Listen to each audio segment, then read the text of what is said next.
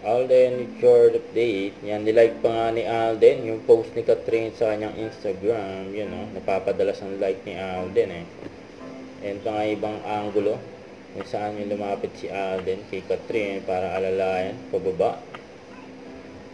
Yan, no? Ganyan ka-gentleman si Alden, eh. Grabe yun, eh. And dami pa nga nag-iyawan dyan, eh.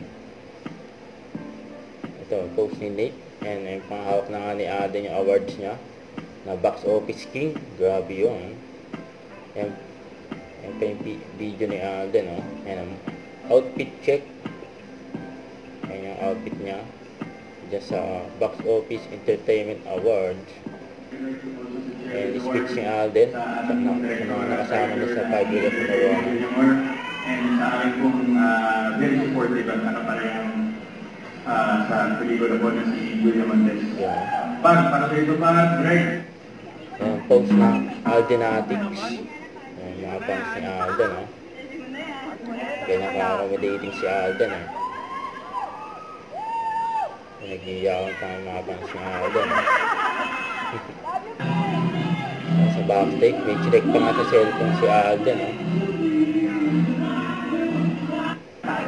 Kuya, yan po ang hindi pa namin sure, pero siyempre lang po.